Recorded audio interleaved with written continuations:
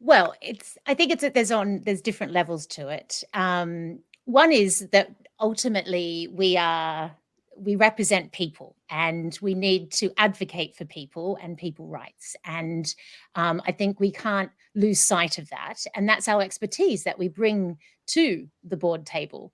And we maybe need to challenge maybe sometimes short-term ism in terms of decisions around the business, what is good for people, but also what is good for customers and what is good for the organization.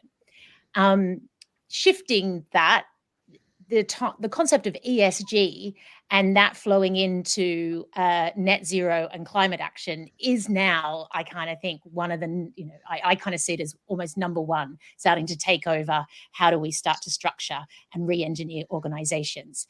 And ESG is really interesting because I think it's Larry Fint, the CEO of BlackRock, has announced that climate risk is investment risk, and ESG is now influencing investment decisions, particularly where funds go, of big, equity funds and pension funds. So this has a direct impact on the success of your business and also your ability to access equity.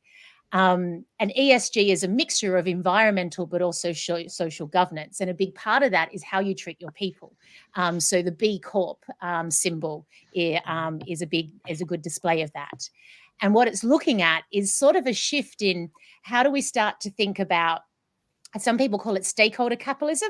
So this idea of how do you build an organization that is good for shareholders, but is also good for your people and is good for your community and your planet. And so this is being mindful of the products that you make, how you treat your people in the way that you make them, and what happens to them, where do they go? And we're seeing some really interesting models coming out. And what I see is that you can link this to a really competitive EVP, or employee value proposition. Like Patagonia has now, I think their mission now is to save the planet. So you go and work for Patagonia, you're saving the planet. Like, that is amazing. Like, how much does that want you to join that organization? So not only is ESG becoming really important in how companies report and gain equity and funding, it is actually a differentiator on the market. So I think HR's role in that is very big, because in a lot of the components of ESG, we play a big part.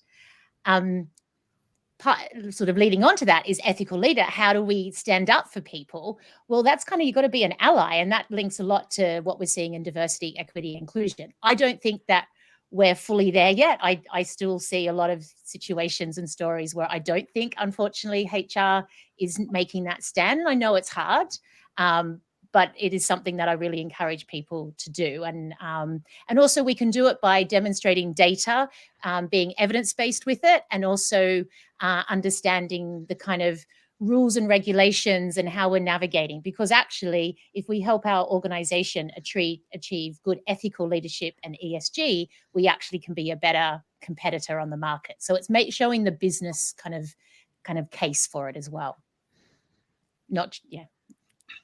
I could go on for it. I can talk a bit more about it. It's really great. I mean, I was working, and I'll be really open about this. I was working with an organization with a HR leader, and they're a small manufacturing business, profitable. Everything is looking good for the business, but has a very poor reputation locally as an employer. I don't think the leadership are very ethical, from what the HR person was telling me. I think the HR person's really tried to champion, better people practices and better employee experience and all that sort of stuff. And I wonder, when you think about that leadership, which has kind of really hit a bit of a blocker for that HR leader, whether they see it actually as important, because it's not a publicly trading company. It's just a small manufacturing company. It's doing really, really well. And yeah, it's a frustration for mine, because I'm totally with you in terms of HR's role in that, and that there is a business case for it, and that if shareholder funds and private equity money and everything else is being heavily or factored in terms of that sort of ESG part, then absolutely it should be there. Kate, Kevin, did you want to add anything on this sort of the HR as activists and your thoughts on that? It's not so activists, but leaders on it. I mean, I've literally 2 HR directors in my own network here who both have got promoted to being the heads of sustainability, so the directors of sustainability on the board, right? So I think that's pretty obvious pathway actually for HR to think about. I think the ESG model or framework is probably helpful to HR because at least it is a vehicle we can really use because it's getting board attention, investor attention, right? So it's not something we have to convince anybody about. It's there.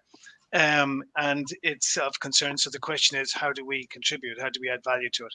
The danger, of course, here though is we somehow do the HR thing, which I'm sorry, but I'm critical of over the years. Is give it to us. We'll take We're responsible for it. Don't go like we have to really be very careful about what part of that agenda we are taking responsibility for, and to pick our battles there, and to make sure that we have a shared accountability for this with our executive colleagues, and not just let them off the hook by taking it on and then not deliver on it because we're doing a ton of other things as well. So I think we have to be I think leadership means, as we're finding out in very public departures from leadership, when to say no here, as well, or what to take.